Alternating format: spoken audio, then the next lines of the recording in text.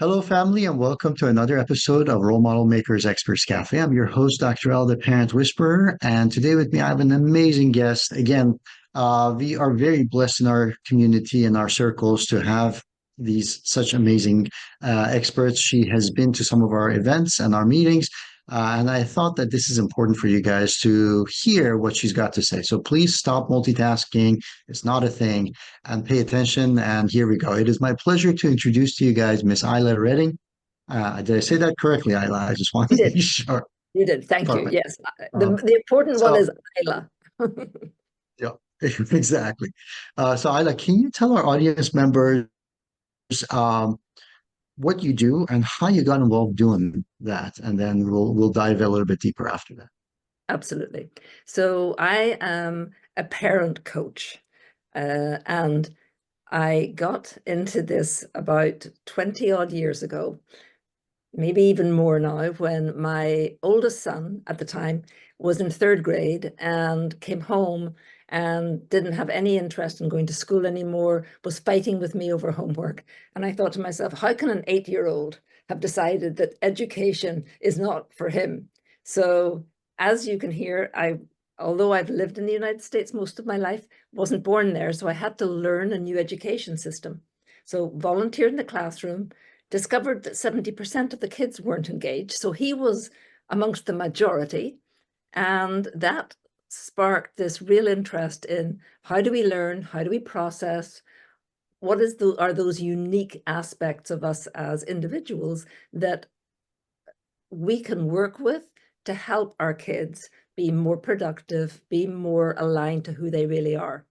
And that led me to my first company, which was writing curriculum and training teachers in project and problem-based learning. So a model of learning that really spoke to how to include every student in the classroom.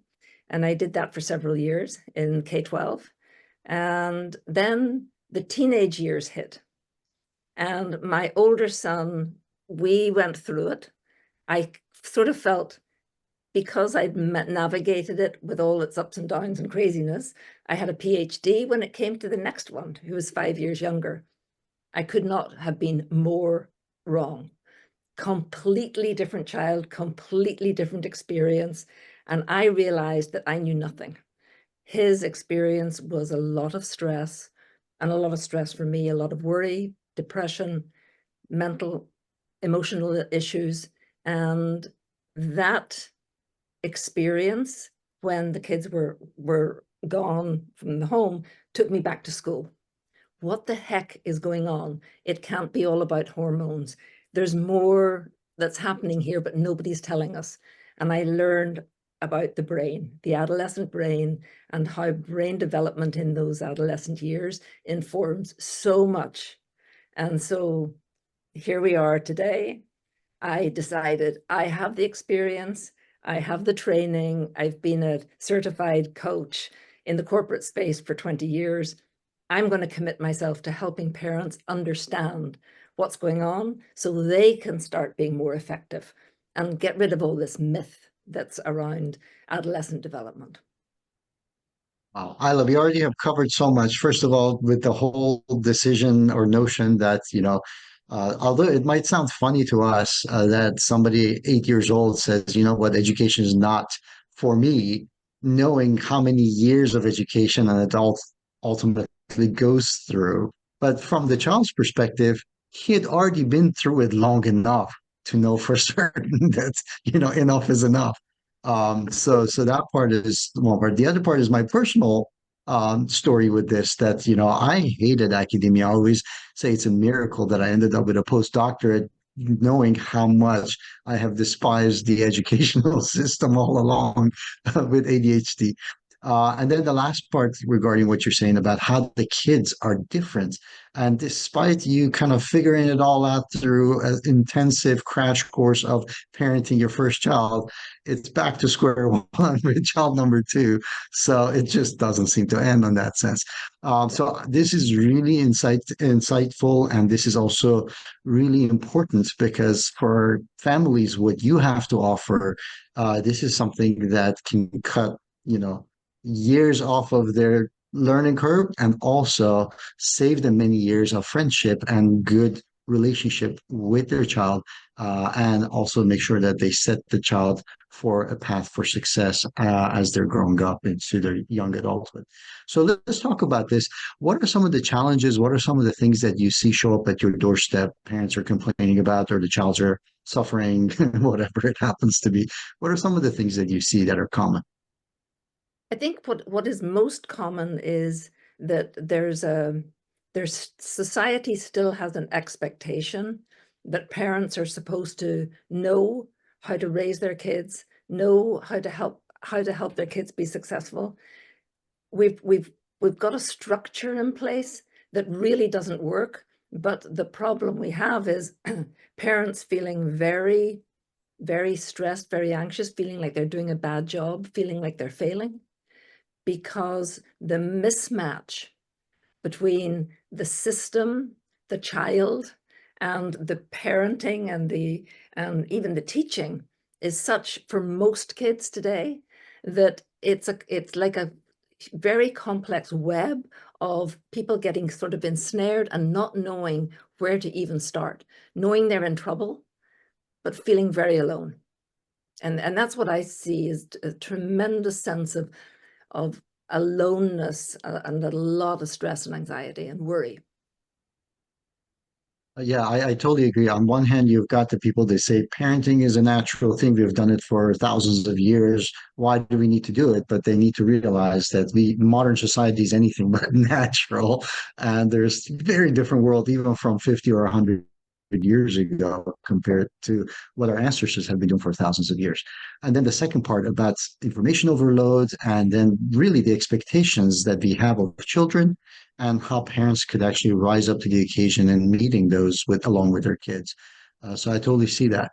And with both of these scenarios, what are some of the mindset shifts or things that parents need to kind of consider, whether they're from the camp that says, you know what, I'll wing it as I go, and how hard could it be? Or the other group that, doesn't feel supported. What are some of the mindset shifts that you see they need to do to adjust? Because uh, my personal experience has been that by the time the children show signs and symptoms that are ill-equipped to tackle whatever is expected of them, it's usually a little late. That you should have started years ago, and then parents are like, oh, they have this regret, and we don't want them to have regret. So, what are the mindset shifts that younger parents need to have so that they can actually step into the right place and not ever encounter these things in the first place? I think that part of it is understanding that it's not all over if their kids are not successful at school by the time they're 18, that it's not all over. I have the perfect example. I've lived that example of getting my son, my oldest one, to university and thinking, bravo, Isla, you did it. He's there, he's successful. And then he failed and he got kicked out. And it's like, okay, well, how are we going to deal with this? So I I think that there's this very big push to have everything right by the time the kids are 18, and it's not possible. The brain is not sufficiently developed to be able to manage the expectations or the load that is out there right now for kids, for a lot of kids. And I think the parents, if they can relax a little bit into the most important relationship I have is the one that I have with my child. And it's about holding on to that relationship, making it matter more than anything else. And that is really what I learned. Is if my relationship is tight and good and strong and loving and my kid trusts me, we'll get through anything. That's a huge tip about focusing on the relationship. But let's focus on my geekiness, neuroscience, and the teenage brain. So, what is the number one fascinating or important thing that you think parents should know about the teenage brain? That it's not a less mature version of their brain. It's a completely different brain Different. that is under construction. And I didn't know that. Honestly, Dr. L, that was the magic sauce for me. When I figured out that everything that was happening to my child, all of this emotional trauma, etc., was completely normal because it's the developmental process. It's what the mammal goes through to get to an adult. When I figured that out, if I could have shared that with my younger son, it would have changed his life. It would have changed mine. So I think for me, the biggest piece, and I really focus a lot on this when I'm coaching parents, is look at what the behaviors are, what the attitudes are, what's happening with your child, and let's backwards engineer into what do you think is really going on? What level of maturity has this brain reached? What is it capable of? What is it not capable of? I think that for me has changed everything. Got it. So let's talk about that a little bit more. What would be a one takeaway for parents that you're talking about reverse engineering this and the thought process to figure out the brain development? What would be your tip or your takeaway from this talk that parents could actually implement going home to kind of understand that better? When parents, when there are conflicts or parents see that their expectation of what should be able to be delivered by their child is not happening, stop and ask the question, is it willful disobedience on the part of the child, or is there really an underlying reason why this is not possible? Now, we don't know what we're capable of. We only know our own, we know our own view of the world because we live in our own view of the world. And it's the same for our children. But being able to take a step back and look at what is that experience that my child is having and what are they truly capable of and how can I help them, really support them to work through whatever this challenge is that they're facing. I think that would be Wow. the Uh, one thing to offer. Yeah. And this is something that you do, I guess it's based on how the child is reacting, but this is something that you can do on a daily basis or whenever there's a situation. And then how long does the process take basically for you to gain that insight? Is this something that becomes instantaneous with practice, or is there a formula for it? I think that's a great question. I think it is always going to depend on the relationship between the parent and the child. And if that gap has gotten too wide, then often it takes a while for and a lot of patience and a lot of perseverance on the part of the parent to build back the trust so that the child can come back towards them. But in my experience, seeding some nuggets of what's maybe going on, seeding that for the parent, and then the parent sharing it. I mean, I'm all for every single piece of information you get as a parent, go share it with your child. Get their perspective on it. What do they think about what you've said? Discuss it. Learn more about your kid from these kinds of conversations that give the child the opportunity to dig a little deeper into their own thinking and share how you as a parent can really help them. I can already see the outcome of this, but you have seen this firsthand because you work with parents of such in such situations. So, what are some of your success stories or things that you have seen as a result of implementing what you're describing?